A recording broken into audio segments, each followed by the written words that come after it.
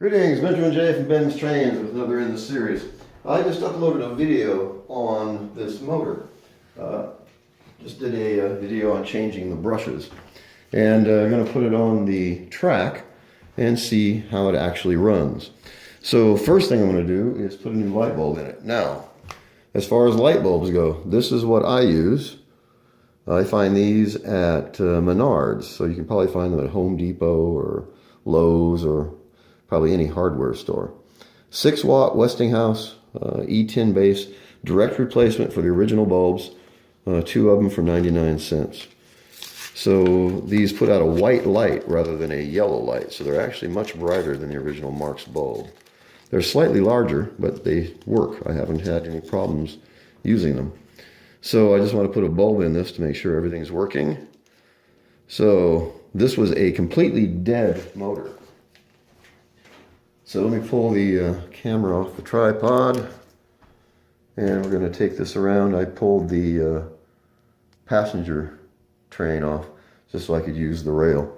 All right, so first test, let's see how this motor runs.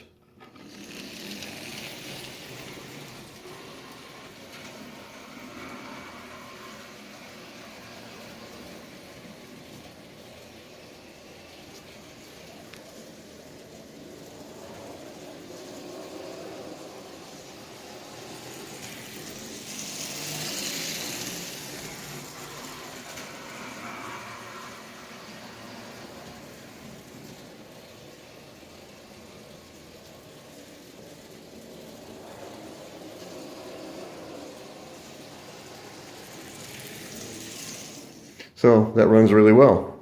So what I'm going to do now is pull the bulb out, and we're going to put on a cast tinder. Now this tinder weighs about 2 pounds. So let's put this tinder on, and we'll just push it with the motor. See how this goes.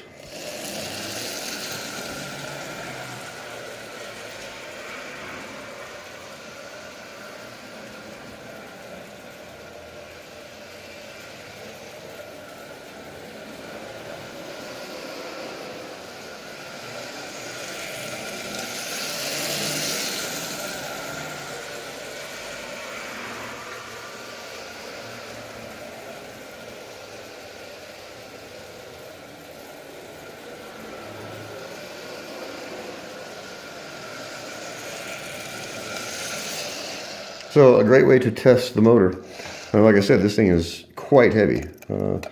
Solid cast. This is the original tinder for the 333. So in any case, this motor is up and running.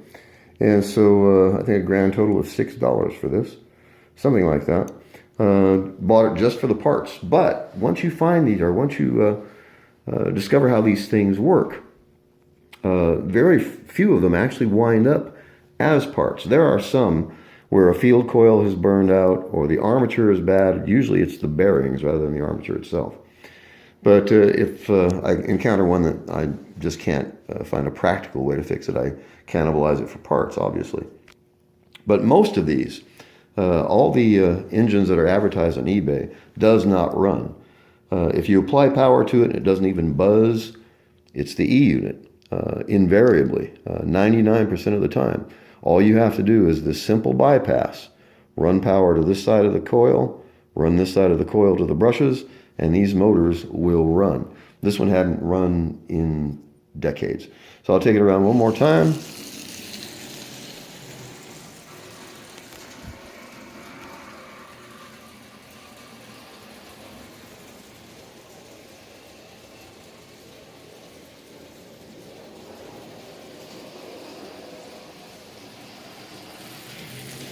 So as you see, it's running absolutely perfectly. There's nothing wrong with this motor at all. And just because of that simple bypass, it's up and running.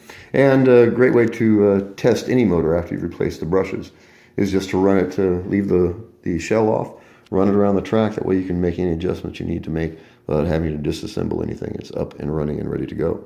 So I just wanted to do a quick follow-up on replacing the brushes on this motor.